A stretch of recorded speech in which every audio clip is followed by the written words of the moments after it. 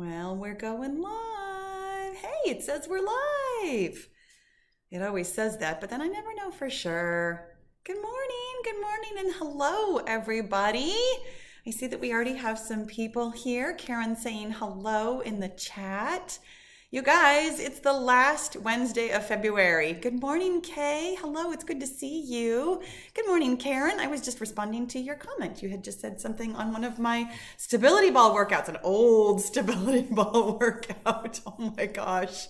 I love my stability ball, and I haven't made a video like that in such a long time because I've noticed that not everybody likes those. Lori, hello, good morning, but it's afternoon here in Croatia. That's so nice. Oh my gosh, thank you so much for being here.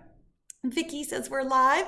Sarah, hello. It's good to see you. It's so weird to see some of you people that I know from Facebook over here on YouTube, even though obviously I know you on Facebook because you know me on YouTube. It's a weird little worlds colliding kind of a situation. Hello, good morning, Lori. Feels like spring in Pennsylvania. Oh, isn't that exciting? We're having glorious weather here in the afternoons. In the morning, it's still freezing cold, and freezing cold means California cold. But in the afternoons, like we've been up to 70 degrees. It's so lovely. I love spring. I love spring. Love the weather. Not a huge fan of the allergies that I know are coming, but I'm a big fan of warmer weather. Hello, Layla. Good to see you. Hello, Tammy and MM. I don't know your real name, so I just always call you by your screen name. Hello, Adora Cat. Good evening from my place. It's 11:30 p.m. Oh my gosh, that is so far past my bedtime. Thank you so much for staying up this late to say hello. Strong Cat, hello. Good afternoon from Germany. Okay, says good morning from Denver. Sarah says, I like blowing your mind. I know, right? Isn't it kind of fun? I love this when I do personal consultations with people, which I do through Patreon, and sometimes people just like do personal consultations with me. And so it's so funny to get on a Zoom call with somebody who only knows me from video, and they're like, oh my God, you're not a video. Like, you're a real person. It's so fun. I love it. Oh my gosh. Okay. Now the chat's going fast, you guys. I'm going to do my best to say hello. If you are new here, you don't know that I am terrible pronouncing names, which is so ironic since I have a name that's difficult to pronounce. So don't be offended if I say your name wrong. I'm doing my best, just like we all are. And I'm probably not going to get to every single one because the chat is going really fast. Oh, Pa Pinkelman, hello. Hey, I do know your name because I just saw a comment of yours on some video. I don't remember for sure. Hello, Sandra. Good morning. And Pat, hello. Pat has a question. What? We're here to answer questions? Yes, we are. Pat says, oh my gosh, I lost it already. Oh, I have a question. What percentage of my maximum heart rate would be moderate? Pat, this is such a great question. I love this because I don't have an answer for you. Moderate for you is moderate, and moderate for today is moderate. There are times when your heart rate is going to seem higher or lower than what you would expect. It's why I really honestly always suggest that you go by perceived exertion, meaning how do you feel? Because when you really pay attention to how you feel, part of it is that the brain-body connection is so important. You're paying attention to all of the signals that your body is sending you. Oh, my heart rate is, feels like it's really pounding, or it feels like it's nice and mild. I feel like I'm sweating. Some people sweat more than others. I know for me that I sweat a lot. I'm a sweater. So I notice how much I'm sweating. For some people, that's not going to be a great cue. When you know what your cues are, can you talk? Can you breathe? How is your heart rate? How are you sweating? How do you feel? Do you feel shaky? Do you feel like you're moving fine? All those kinds of things go into the mind-body connection, and that is so important to develop. If you are simply looking at your watch or looking at your watch after the fact and trying to decide, oh, was that a good workout or was that not a good workout? You're missing some of the really important connection that you can actually have with your body during, choking on my own saliva. It's going to be a good day. When you are paying attention to the signals that your body is sending you during the workout, that is how you can make sure that you are being moderate for you. For me, for example, I can always talk in complete sentences. Oh my gosh, you guys. Okay, so I know that I missed a lot of these. Let me go back and get a couple of them. Lady Cactus says hi from frigid Wyoming. Oh my goodness. Oh, and Mary is your name. MM. Thank you. I'm going to try really hard to remember that. Good luck if I do. But Mary is a nice common name, and I feel like that one's going to be really easy to be able to remember. Thank you for telling me. I appreciate that. 55-year-old man who works out with Paula every day. What? There's only like 3 of you. Thank you so much. And I love that you recently got your wife to join you. Yay. Sometimes it's the other way around. I hear pretty frequently about wives who get their husbands to join them. So thank you for sharing the love with your wife. That's so awesome. Hello from Denmark, Gita, whose name I'm sure I'm butchering. I apologize. Angelica says hi from Colombia. Oh my goodness. Okay, speaking of names that I'm sure I'm butchering, you guys, I'm doing my best. Esther says hello from Amsterdam, the Netherlands. Oh my gosh. So I love this. 3 comments in a row from places all over the world where it is different times and different weather and different languages and everything. I love it. Thank you guys all for being here. And really, I was thinking about this the other day. I know how fast I talk. I am aware of how fast I talk. I love so much that everybody from other countries and who speaks other languages even bothers to try to follow me. I don't speak another language, and I know how to swear in 4 languages, but I don't speak another language. So I am so impressed at anybody who comes to their non-native language and follows along and joins in the chat. And it's so astounding to me. And thank you so much for being here. Nikki says, hi, Paul. I'm recovering from COVID. I'm 51 and breathless and exhausted and in full-blown menopause. What do you recommend I do to raise your energy? Well, interestingly, I recommend that you rest. When your body is still fighting off an illness, the best thing that you can do is fuel your body and rest your body. It is taking care of so many other things right now that doing something in order to try and get more energy is actually going to be really counterproductive. Listen to your body's signals and do what you can when you can, and keep it moderate, meaning that not only your normal moderate, when you're fully healthy, when you're fully healthy, there's a level of moderate. When you are ill, your level of moderate is 10% of your normal level of moderate. Be moderate for your illness. Really, really, really remind yourself that what you're doing right now is self-love and self-care and taking the best care of yourself by resting. That's what your body needs. And when you do what your body needs, I know that sometimes we would rather do what our brain needs, which is to do more and try and get results right now and to try and be active and feel our best and do all those things. But when your body is sending you very clear signals, and trust me, exhaustion is a very clear signal, you really need to pay attention to it. It's the nicest thing that you can do for yourself. Leora says, hi, Paula from Leora in Israel. You guys, again, with I love it. I love it that you're here listening to me yammer in English. Tammy says, good morning from someplace. I just lost the chat. This happens, you guys. Oh my goodness, we've got people from all over the place. And sister of Bobo, I'm not really sure if I'm saying that properly, says, what do you suggest the best exercise for osteoarthritis?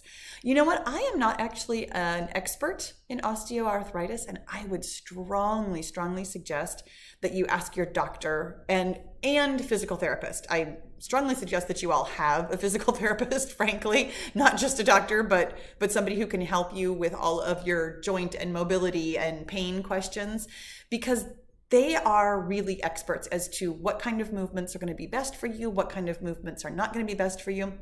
Osteoarthritis, generally speaking, that's pretty localized. And so when you have one place of your body that moves differently than other places in your body, again, your physical therapist who has seen you, who has probably seen your x-rays, who has watched you move, is really going to be your best resource. And then do what they say.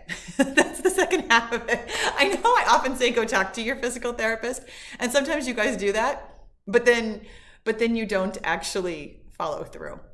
Physical therapy takes so much longer than you think. It takes a really long time to get the full benefits of it. I am still doing physical therapy exercises that I was prescribed 10 years ago. and still getting benefit from them. So don't feel like, oh, I'm going to go do these, 5 exercises for a month and then I'm going to be all cured. No, you might need to do those 5 exercises for the rest of your life in order to stay cured and keep your body moving the way that it really, really wants to be moving at its best. So, oh my gosh, Julie, hey, hello, stopping by to say a quick hello, taking off to the office, but I'll listen later. So awesome. Good to see you. Oh, and okay, it's AABACADABA. So says, love you so much, Pahla B. My name is Magic from Hong Kong. Will you do more trampoline training videos? You know what? I don't know. I get asked these kinds of questions pretty frequently about, will you do another seated workout? Will you do another mini trampoline workout? Will you do another this, that, or the other thing? And honestly, I don't know. I don't have plans to do another one anytime in the near future. The last couple of mini trampoline workouts I did, really, I noticed it was not the main part of my audience who was looking for them. And I understand that if it is something that you're looking for, that sounds really disappointing. But here's the great news about, really specifically about mini trampoline or even about seated workouts. You can take the workouts that I am doing on my feet on the ground and do them on a mini trampoline. You can take the workouts that I am doing on, standing on my feet and do them seated. You can always, always, always modify to the way you like to do a workout. What I have found for most people is harder to do is to take a mini trampoline workout and do it on flat level ground, or take a seated workout and do it standing. It's very interesting to me, but they actually can totally go either way, especially now that I don't have any kinds of transitions to the ground. I make all standing workouts. That means that they translate into seated really, really well. They translate onto the mini trampoline really, really well. Give it a try and see what you think, because it's kind of surprising how much it translates into being able to do the workout however you want to do it. Rolla says, good afternoon from Beirut, Lebanon. Oh my gosh, so many people here from so many places in the world. I love it. You guys, when I posted this question yesterday on YouTube, or when I posted just that I was going to have a Q&A, I got a bunch of questions. Let me try and get to a couple of them right now. I see that there are more in the chat, but let me try and get to a couple of them that were posted yesterday. Anna says, do macros matter, or is caloric deficit enough when trying to lose weight after the age of 55? I love this question. Love it. So when you download the ebook, the 5-0 method, which is in, it's not in every single description. It is really specifically on the weight loss videos. I'm gonna make sure that that's actually in the description box of everything, because I know that it is the thing that is most helpful for you. I talk really specifically about tracking your calories, about eating the right number of calories every single day. For most people, that is going to be enough. Just right there, in and of itself, boom, here you go. It is for, I'm going to say everybody, but probably not everybody. There's always going to be somebody who just, their body works their own body's way. For, again, most people, it's going to be enough forever until you finish losing the weight. For some people, you will have more success if you are tracking your macros, if you are trying to eat a certain way. I don't specifically suggest that for 2 reasons. Number 1 is because I couldn't have done it when I first started losing weight. I couldn't have. I just couldn't have. There's absolutely no way. And that's why I strongly suggest that you just start where you are, eat all the foods you normally eat, and make the portions fit into your calorie target. From there, you might make all kinds of changes. And this is the second part of it. This is the reason why I don't really specifically suggest macros, because there might be something different that you do that's not really macro related. At some point on your weight loss journey, there might be some other thing that you kind of, not necessarily add on, but that you do slightly different. There will be a little bit of a tweak here, a little bit of a tweak there. Maybe you'll find that you're only hungry certain times of day, so you'll end up doing something that's kind of like intermittent fasting. Maybe you'll find that when you start really paying attention to your body's signals, that certain kinds of foods don't settle as well. Even though you like them, they don't like you very much. So maybe you'll eliminate or cut back on that. When you just start where you are. I find this to be such an important thing to do, rather than trying to change a million things at once, trying to change what you're eating, trying to change how you're eating, trying to change when you're eating, trying to change how much you're eating, trying to change all those things. Because frankly, our brains can really only change a little bit at a time. When we want to just jump in and do it all, that's when we get a lot of pushback. And yes, of course, I suggest that you manage your mind. It is one of the 5 things. But even managing your mind can feel super overwhelming when you first get started. So rather than giving yourself, these million things that you're trying to change to manage your mind with, try changing one thing. Simply change the amount of calories that you are eating, or not even necessarily change. Simply pay attention to the amount of calories that you are eating is a great place to start for everyone. Might you want to change your macros later? Yeah, you might.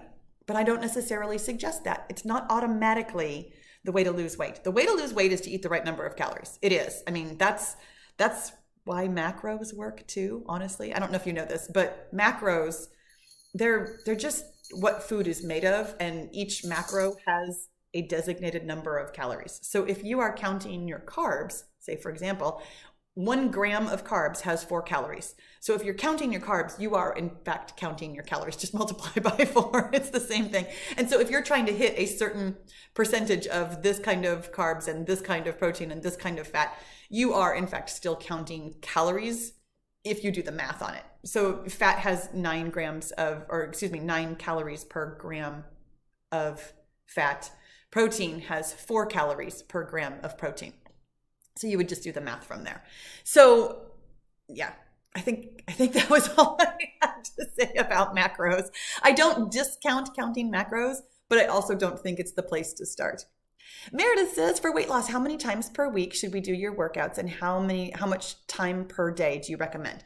I recommend that you exercise every day. I really do. I know that for some people that sounds very shocking and controversial, but the reason I recommend every day is because I would like you to be exercising so gently, so moderately, so lovingly that it doesn't feel difficult.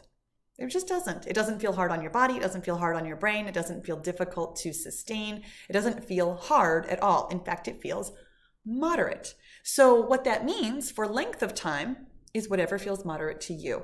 If you are just starting out and 5 minutes feels like, okay, I know for sure I could do this every day, but if I do more than this, I won't be able to do it every day, then 5 minutes is what you need to be doing. If you have been exercising for an hour for years, but you're trying to bring it down to moderate, I would suggest bringing it on down to the 20 to 25 minutes of my videos.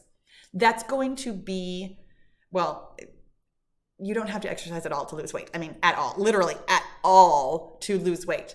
But when you do exercise, it is for the health benefits. It's for your mental and physical fitness. It is to feel good. It is to do something kind for your body. It's not for weight loss. So that's why I recommend you do it every day, because it's just something that you do every day. And it's why I recommend moderation, so that you can do something every single day, which means that it's going to be different for you than it is for somebody else, which is why I'm not giving you a time or a number. I mean, I did give you a number of days. I do think that you should do something every day, but I don't think that you should work out for a specific amount of time. In fact, we might get into it later, but I do have a whole conversation about how working out for time is the least effective way you can possibly work out, because it's not relevant. Your body has a certain amount of work that it can do, and that is far more relevant than time. That was such a good question. I love that. And thank you for asking. Julie says, hi, watching from home, recovering from hernia surgery. I can hardly wait to exercise again. The doctor told me I'm not doing anything for 8 weeks. And that means you're not doing anything for 8 weeks, my friend. Thank you so much for healing. I'm excited for you to get back to it too.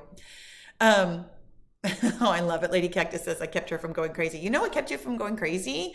You getting on your own train and being motivated to do things that kept you not going crazy. I'm super proud of you for that. Oh my gosh. Okay, so I missed a lot. Subi, whose name I love, says, I think you said on a podcast when losing weight. And just, this is only semantics, and I really apologize. I'm not correcting you. I am just clarifying, because I do have a podcast that is the Fitness Matters podcast. It has its own YouTube channel. You can find the Fitness Matters podcast on any place where you listen to podcasts. And I had a video here on the Pahla B fitness channel where I said when I was losing weight that I ate the same meals. And again, I apologize. I know that sounds like I'm correcting you. I like to clarify because some people don't know that I have a podcast, and I do, and it's a real podcast. So on the podcast, I've talked about lots of different things. We talk about mindset and how to change your mind and delving into your past and grief and all kinds of, I think, kind of significantly deeper topics, because we're talking so much about mindset on the fitness. I used to call it the Fitness Mindset Matters, is how I referred to it in my head, but it's just the Fitness Matters podcast. But here on the Pahla B fitness channel, I did indeed have a video where I talked about how when I was losing weight, I ate the exact same things every day. And when I say that, I ate the same thing for breakfast and the same thing for lunch, and then dinner was a rotation. And in fact, I have a video coming out. Is that coming out tomorrow? It is. I have a video coming out tomorrow that talks about my dinner rotation. So yes, I was eating the same things, but not like literally exactly the same thing every single day. I am a girl of routine. I really like doing the same things. So even now that I am maintaining my weight, I eat the same breakfast. My lunch does tend to be a little bit different now. Sometimes I will eat leftovers. Sometimes I will eat my standby. It kind of depends on what's available and what I'm hungry for and what I have time for. And then dinner, honestly, it's the same rotation that it always was. So nothing really changed. My portion sizes changed a little. My dedication to being so rigid changed a little. Excuse me, my goodness.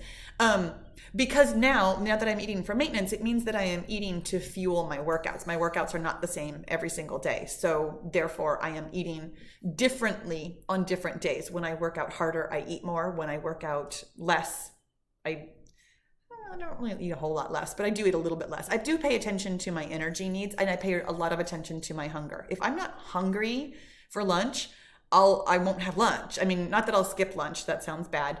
I won't have a meal unless I am hungry. And therefore, I am paying attention to when I'm hungry, how much I'm hungry for, when to eat, how to eat, all those kinds of things. So no, it's not nearly as rigid as it was when I was losing weight. And just to kind of clarify that lunch thing, when I was losing weight, I was always hungry for lunch because I was always doing the same level of activity. Like my hunger was really, really predictable because my activity was really predictable, and then my food was really predictable. Like I really, really, really worked to keep every single thing on this incredibly even keel, which is the work of weight loss, is to keep everything exactly the same so that you can just get in a groove and stick with it and lose weight. Okay. Chris says, hello from Gary, Indiana, which of course makes me want to sing that song. Love having you as a personal trainer for a fit, retired 63-year-old. I love it. That's so awesome. And I know I've missed a lot of questions here, but let me see what I can get to.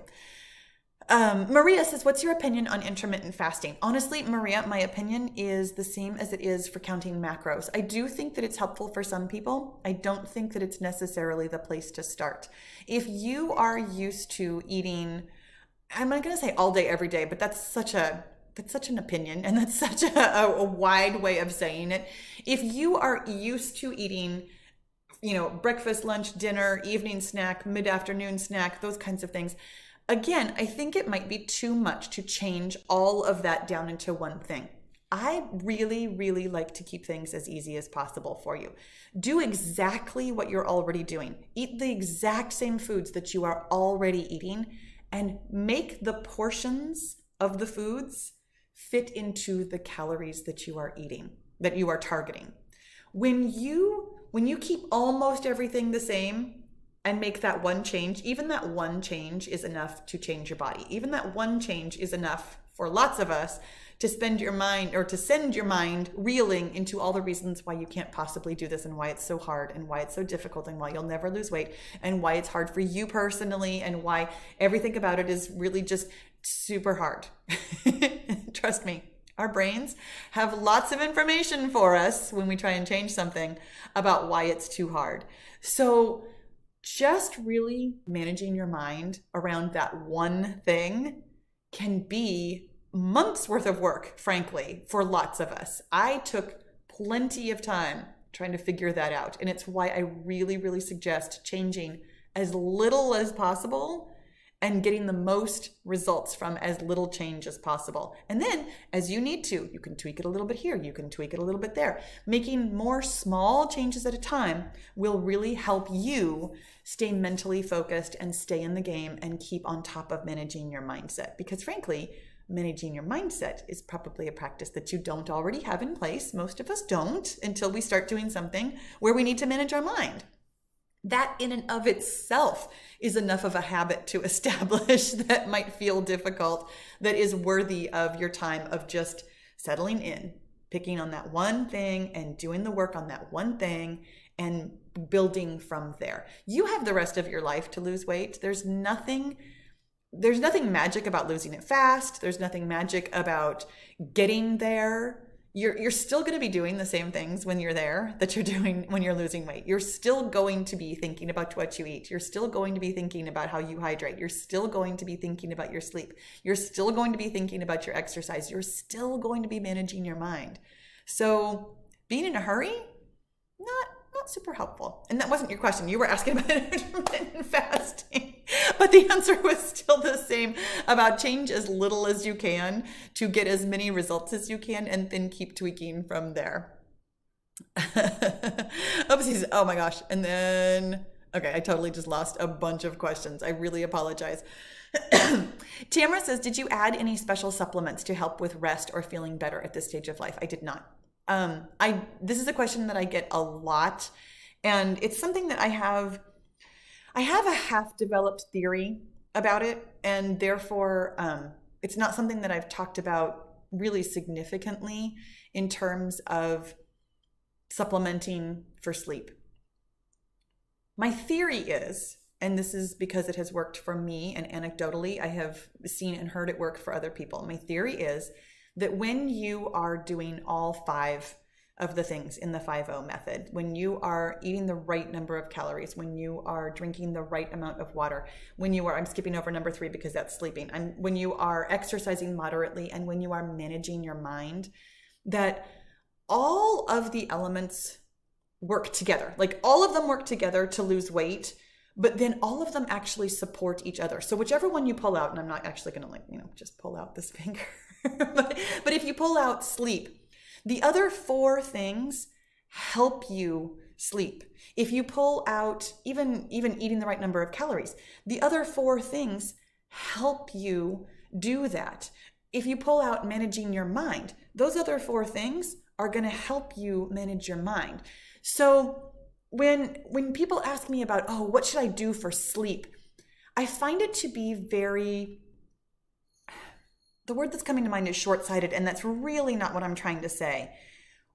I guess it's too narrow of a focus. If all you are trying to fix is your sleep, you're missing the fact that sleep is part of the other 5 or the other 4 things, that because they all work together, it's kind of like, well, it's almost like Jenga, I guess, where when you have all the pieces and you start pulling them out, trying to pick on one at a time, that the whole thing kind of collapses.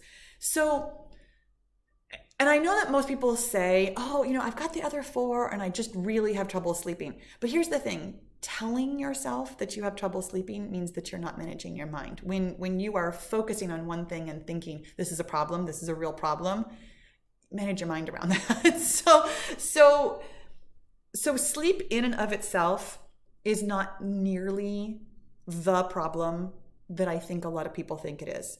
When you can do all 5 things, you're going to start wherever you are on all 5 things. For some of us, that means that we're going to be eating, wildly inconsistently. We're going to be drinking wildly inconsistently. We're going to be sleeping wildly inconsistently. We're going to be exercising wildly inconsistently. We're going to be managing our minds wildly inconsistently.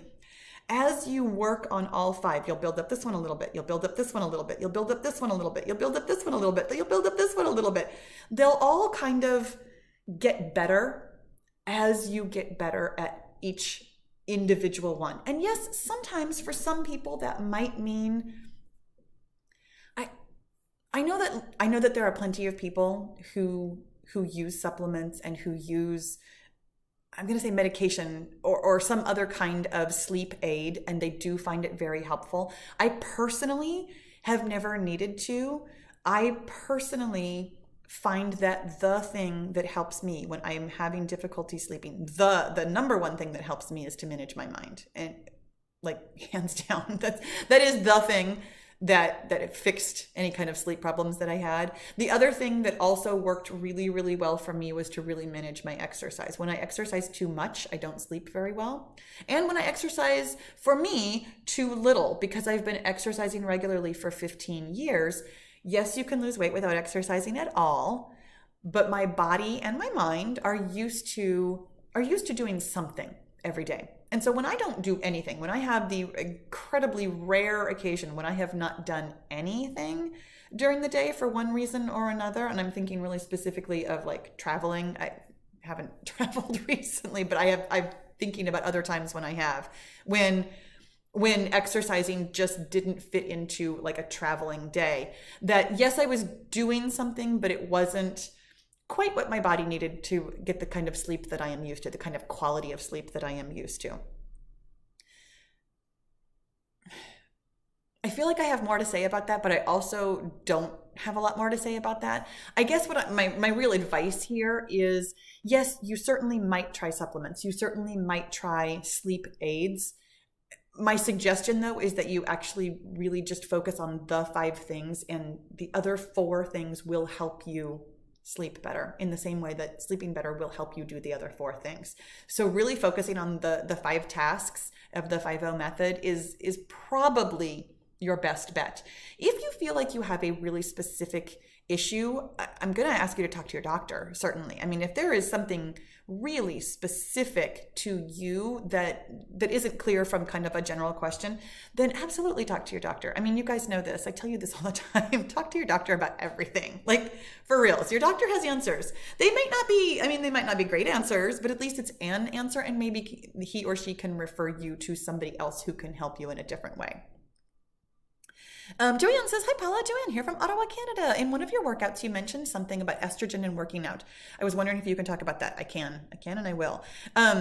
So one of the reasons why things change as we get older is because we are losing estrogen. I mean, that's what happens when we go through menopause, is that our estrogen depletes. So one of the things that estrogen does, in addition to, regulating your periods, is it actually helps with muscle recovery. And I just want to give a really quick disclaimer here that I am not a doctor. I don't play one on TV. I don't even pretend to understand the science of this. This is not like an area of expertise. This is something that I have read on the internet and seen on YouTube, and read like maybe 1 or 2 scholarly articles because I was very skeptical about it because I didn't understand the relationship. I still don't entirely understand it, and I don't think that it is as simple as 1-to-1. It's not just estrogen goes down, therefore exercise recovery is more difficult. I'm sure there are lots of other processes because our bodies are miraculous and amazing and they do a million things all at once.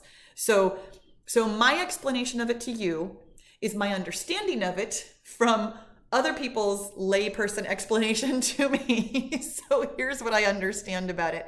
When we have less estrogen, we recover slower from our workouts because one of estrogen's jobs is to help with muscle recovery.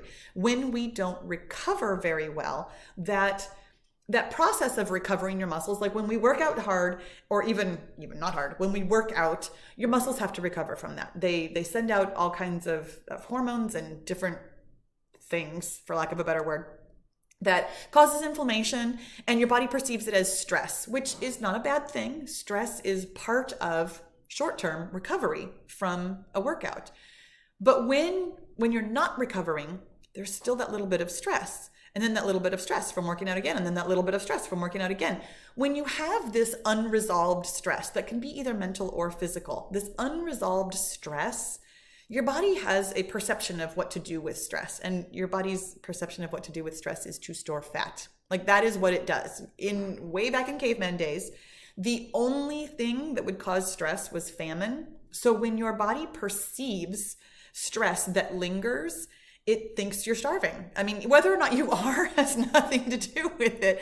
Your body assumes that you are starving because it has this uncleared stress, and therefore it stores fat. Your body wants to stay alive, so it stores fat for the winter so that you can survive later.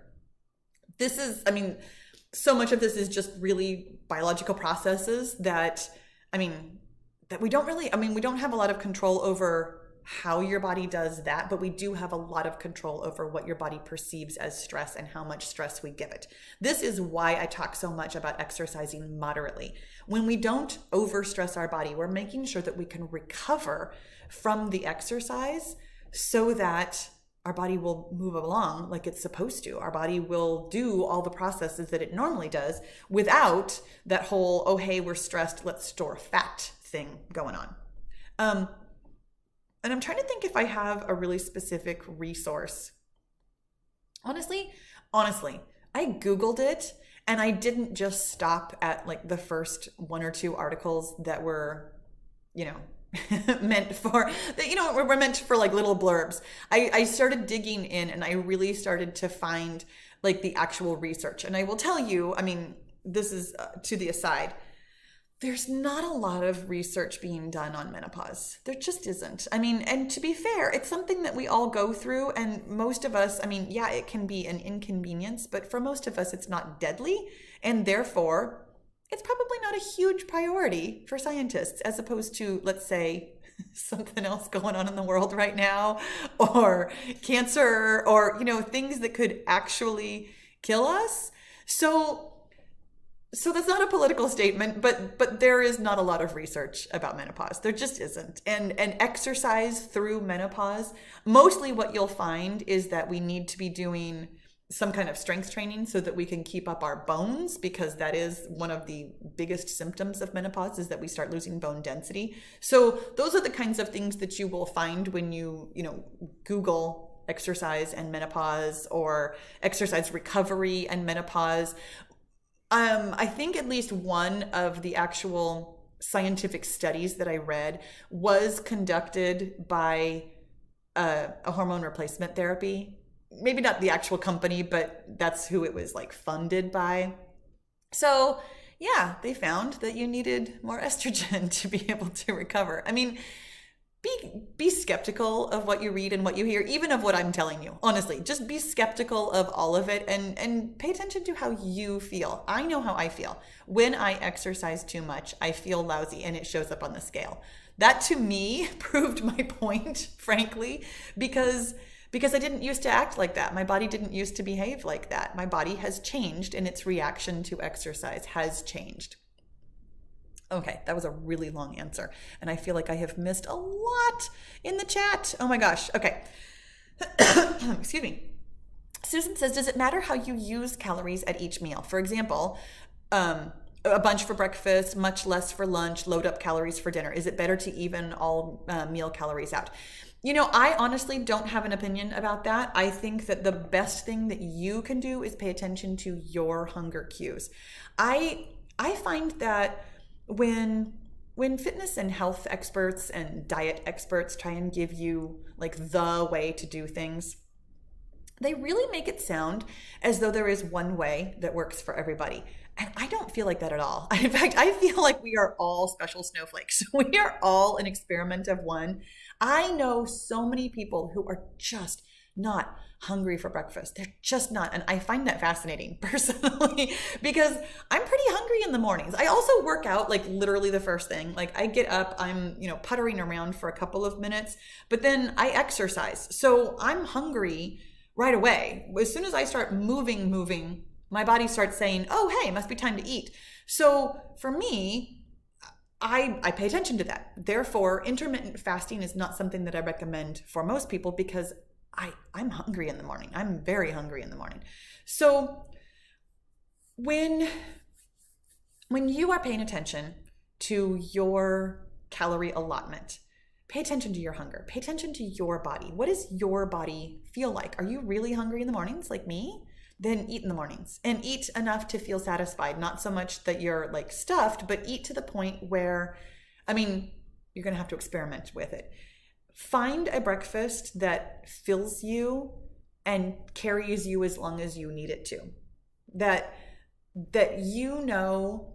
that you have eaten something that feels right for you. For somebody who doesn't feel hunger in the morning, any kind of a breakfast probably feels like too much. For someone like me, I actually eat a pretty big breakfast. Generally speaking, lunch is my lightest meal because I'm not very hungry in the middle of the day. Some of that is because I have trained myself to not be very hungry in the middle of the day because I'm busy. I'm doing stuff. I'm filming, I'm editing, I'm doing, work things, I'm answering questions, I'm doing things. So I tend not to be very hungry in the middle of the day, and I tend to eat very little. For somebody who isn't very hungry in the morning, maybe the middle of the day is when you're like, oh my gosh, here comes my hunger. Now it has kicked in. Let's make sure that I have a nice big lunch so that I'm not, starving at dinner time. When you pay attention to when you're hungry, like some people aren't really very hungry most of the day, but then at nighttime, and sometimes it's a habit, you get in the habit of snacking in the evening, but some people are legitimately really hungry at night. For me, I'm rarely hungry after dinner. Like I can't remember the last time I was actually hungry after dinner. Sometimes I have a snack, but I'm not necessarily hungry after dinner. So that's my body. My body is hungry in the morning and less hungry in the evening. Your body should be respected for the hunger signals it gives you and for the energy needs that you have. If you know you're going to be really busy in the morning, you probably want to fuel that. If you know that you end up doing like a lot of chores in the evening or you end up doing a lot of stuff in the evening, fuel for that. Fuel for your day. And maybe that means that you're just eating a nice even number of calories all across the board. For some people that works out perfectly. I wouldn't think about it too hard other than paying attention to what feels good for you, but I wouldn't come into it thinking that there's a right way to do things because the right way is the way that works for you. Excuse me. Sienna says, would you please make some longer knee-friendly workouts, please? Thank you so much. You know what, Sienna? I have no plans whatsoever to start making longer workouts anymore. I have really found that 20 to 25 minutes is my personal sweet spot, and I feel that it is, gosh, I drank water right before I started doing this too. My throat's really dry. Excuse me.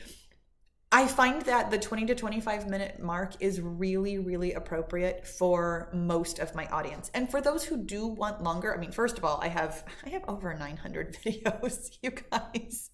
There are plenty of them that are longer. There are plenty of them that are shorter too. I mean, I have quite a few that are short as well. When you are looking for a certain length of workout, I have two things to say about that. Number one is just to ask yourself why you think you need to work out longer. I mean, for most of us, we can get everything we need out of a 20 to 25 minute workout, like health-wise.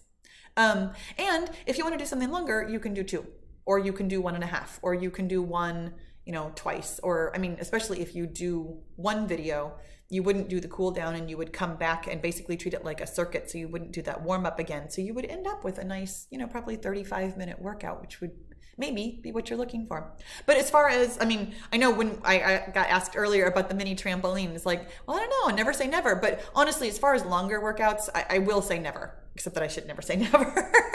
There might come a time in which I will make longer workouts, but I really, truly, honestly do not see that coming. I enjoy making 20-minute workouts. I can see me doing this for a long time to come. When I used to make longer workouts, I would really dread filming, even though I'm perfectly capable of working out that long. I would just dread it. And that's why there are, fewer and farther between of those. But 20-minute workouts, as you've seen, I can do those. I can do those every day for at least a month. K Queen says, hi Paula, I have knee pain on the side of my knee. I have really enjoyed doing your exercises. However, my knee pain is not going away. Then see your doctor. Always, always, always, always, always see your doctor when you're in pain.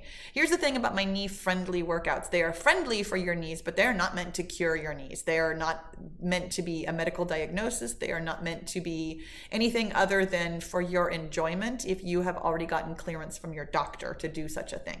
Absolutely, 100% go talk to your doctor and your physical therapist, because physical therapist will be the way that you get the actual relief. Virginia says, can we wear shoes when working out? Yes, please. Help yourself. Whatever works for you Works for me, my friends. I say that. Did you hear how much it totally just sounded like I was in the middle of a workout? I say that so often that all just came right out of my mouth, very, very, without me even thinking about it. Whatever works for you. If you like wearing shoes, if you need to wear shoes, if you want to wear shoes, of course you should wear shoes. I just don't like to. I am barefoot in my home all the time. Okay. Oh, I love this question. And I apologize because I don't really know how to pronounce your screen name. It's Lore Suono, which looks like it's short for a couple of things because you've got capitals in the middle of it. So I really apologize because I've butchered your name here. But here's the question. What did or would you do when you were in a phase of losing weight and somebody invited you to eat cake because of a birthday or because they are just used to eating something sweet in the afternoon, which is not part of your lifestyle anymore? So there's a couple of things about this question. Number one is I don't really love cake, so that would not be a problem for me personally. If somebody offered me cookies and I was not expecting to be offered cookies and had not already made a plan for it in my day, honestly, when I was losing weight, like right now I would eat a cookie. I mean, for me, for maintenance, I know for sure that my body can handle a couple of cookies. I had cookies yesterday. My mom baked cookies and I had one. I had two. No, I think I only had one. I'll tell you why I only had one. This is totally to the side, and I'm going to come back and answer your question. My mom baked cookies, and I was asking her what was in them. And so she had made this recipe that I'm familiar with that has cereal in it. And so she was saying that she couldn't get the cereal that she would normally get. And so I'm like, I'm in the middle of taking like the second bite. So I've already taken the first bite, and I'm about to take the second bite. And she goes, so I used Raisin Bran. And I was like, what? I have a total aversion to raisins. I don't like them. I've got a long story about why I don't like raisins. And she's like, I picked them all out, Paula. I picked out every single raisin. I dug through there and I picked out every single raisin. But as soon as she had said the word raisin, it was all I could taste. So I only had the one cookie. If it had been any other kind of cookie, I would have had two. Anyways, that's not your question. Your question is, what would I have done?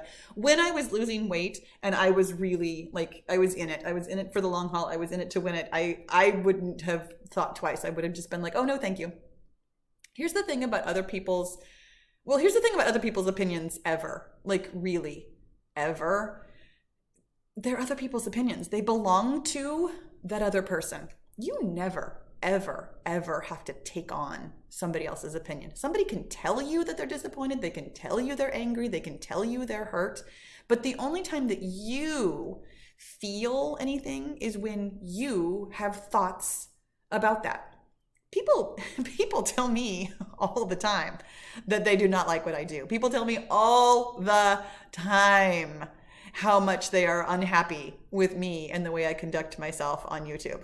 That's fine. That's totally fine. They can think whatever they want. What I think about myself is that I am doing this for me, honestly. I mean, obviously I'm doing this for you, but that's what works for me, is to be helpful to the people that I am helpful to, and the people that I am not helpful to, go find somebody else that is helpful to you. Like, please. And this is, I mean, I'm saying this nicely to you. If you are here and you're like, well, you know what, Paul, I really don't care for the way you do things. Go find somebody else. There's thousands of other fitness trainers. Most of them are on YouTube, and lots of them have really good workouts that can help you. If I'm not helpful to you, go find somebody else. Please. Anyways, so for me personally, this falls actually more under mindset work than an activity. The activity is really easy. You either eat the cake and you make it fit into your calories for the day, or you don't eat the cake and you tell the person no thank you. Like, those are your two options. It's yes or no. That one's pretty easy. You get to decide. If you decide, yes, I'm going to eat the cake, then your mindset work is around fitting it into your calories, making sure that you're not beating yourself up for eating something that you didn't plan on eating, talking to yourself nicely about, you know what, I wanted cake, so I had cake, and now I'm going to have less dinner because of that, because that's a choice I made. That kind of mindset work on the back end of doing something like eating cake is critical to this whole process. On the other hand, if you're not eating the cake and you're thinking, gosh, this person is so disappointed, or I hurt their feelings, or this is sad, or I'm deprived, totally mindset work there too. What are you telling yourself about the cake? What are you making that cake mean? Because the cake is just cake. Like, cake exists. Cake exists whether you eat it or not. Cake has calories whether you eat them or not. People have birthdays whether you celebrate them with cake or not. There are all kinds of ways that you can think about cake that don't have to be negative to you or your weight loss. It sounds like from the question that you think that this is a difficult situation, that this is hard for some reason. It doesn't have to be. It really, really doesn't. And this is why I really talk about managing your mind in the 5-0 method, because these kinds of situations are totally going to come up. Other people have opinions about what you eat. Other people have opinions about your body. Other people have opinions about your weight loss. Other people have opinions about everything you do and say, and how you say it, and how much of it you say. People really have opinions about how much I have to say. But it's really your own opinion that matters. Like, truly, in the world, your own opinion of yourself is the only opinion you actually feel. It's the only opinion that you actually, even if somebody else tells you their opinion, the only things you really hear are what you perceive. You're always a closed unit. Other people are doing their thing, but you're thinking about the things that they're doing, the things that they're saying. You are your own everything. So just pay attention to what you're telling yourself about the cake. You can choose to handle it however you want to, truly. Yes or no, there's no right answer here. And this is the great news. I mean, this is really the great news. You can either eat the cake or not. And please choose whichever one feels best to you. Eating cake is not going to derail your weight loss. It's not. It's really not. It's, again, when I was losing weight, I wouldn't have said yes to cake because I don't like cake all that much. I mean, I say that. I like cake sometimes. Depends on the cake. Not a big fan of all cakes. So that's not really that difficult for me. When I was losing weight, it wasn't difficult to say no if I felt like saying no, or say yes if I felt like saying yes, because it's always my choice. And that's the great news, isn't it? It's always your choice. You totally get to do whatever feels best. I love it. Stephanie, thank you. Oh my gosh, thank you so much. Says Paula, I love your videos. I discovered you recently, and this is the first time I haven't felt lonely. Oh, while working out during the pandemic. Thank you. That makes me so happy for you. I love it. I love not feeling lonely. And that actually is why I talk so much, because it helps me feel less lonely too, because I feel like we're friends, like we're hanging out. Thank you so much for the super chat. That was really kind of you. Oh, I love this. Okay, Shoba, whose name I'm probably mispronouncing. Again, you guys, for a girl who has a mispronounceable name, I am not good at this. Anyways, says, I have 2 questions. Excuse me. As a 55-year-old, I still need to lose about 10 kilograms. My questions are, number 1, is doing yoga 3 days a week, your moderate exercises 3 days a week, 45 minutes a day with extra activity of 7,000 to 10,000 steps per day, a good exercise regime to help lose weight at my age? Excuse me. At times I do skip a day or 2 as joints and muscles ache. Okay. You already answered your own question. If you are having joint and muscle pains and aches, you're doing too much. That one's really easy. Listen to your body. I love that question because it's really, really easy. Anyway, it says, I lost around 9 kilograms over the lockdown period and have hit a plateau. And it's not necessarily because you're doing too much that you have hit a plateau. Let me just be really clear about that plateaus happen for all kinds of reasons. All kinds of reasons. There's no one answer about, okay, this is the way that you bust out of a plateau. Your body is doing what your body is doing. You might do one thing, you might do something else. What I'm going to suggest to you that your body is telling you, not because of the plateau, but because you sometimes have to skip a day because you have joint and muscle aches and pains, that you are doing too much. Really pay attention to that. Muscle aches and pains, joint aches and pains, those are signals. Those are really clear signals from your body. And it's really specifically if you are having joint pain, talk to your doctor. Anyways, question number 2, you have said that consuming the right amount of calories every day is the key. How do you stick to an exact number? It does vary by 200 to 300 calories over the total, depending on the type of dishes cooked for the family, even if portions are controlled. I love this question. I love this. I didn't even realize how much I loved this question until I read it a little bit earlier, and I was really excited about answering it because I don't think I've talked about this before. You guys, portions are not outside of your control. When you are saying that you are controlling portions and yet you are eating over your calorie target, then you're not controlling your portions. You are always in control of how much you eat, always. I know that sometimes it doesn't entirely feel like it, but here's the thing. Just because a serving size on the package or in your mind, like, oh, I made dinner, so I'm going to put it on this plate. That serving size is not the same thing as eating the right number of calories. When you're eating the right number of calories, you're aiming for calories. If you have a serving size of a whole plate, or for example, okay, let's say there's a serving size of a bag, like a little 100-calorie bag, but you've got 80 calories left in your day, then don't eat the whole bag. Like, ta-da! It's magic, isn't it? You don't have to finish a portion if the portion's calories don't fit in your day. You can serve yourself less than a portion. You can serve yourself more than a portion. This is actually a question that I get from the other direction really, really frequently. Okay, I'm used to eating that god-awful number, 1,200 calories a day. But when I figured it out, I really should be eating 1,500 or more because most of us need to be eating that much or more. Anyways, when I'm used to eating X amount and now I have to eat this amount, what in the world will I eat? How do I add that many calories? My friends, eat what you're already eating in bigger portions. Like, eat the breakfast you already eat. If you eat 2 eggs, eat 3. Like, there's 70 more calories. Ta-da! Like magic. I love this. I'm getting really wound up for this one. But here's the great thing about portions. There's no such thing as portions because they don't exist. You get to eat whatever you want in whatever amount makes sense for your goals. Like, really think about that. I think so many of us think that if we're eating breakfast, we have to have this tiny breakfast. And if we're trying to meet a calorie goal that's like higher, that we have to add a snack instead of simply eating the breakfast that you normally eat in a slightly larger size. And that's just an example. Maybe you're not hungry for breakfast. We already talked about this. If you're not hungry for breakfast, eat more calories later. You don't have to add another food. You don't have to add a snack. You don't have to add anything. If one plate isn't enough calories, add another whatever onto that plate so that it is. If one plate size is too many calories, take some of it away.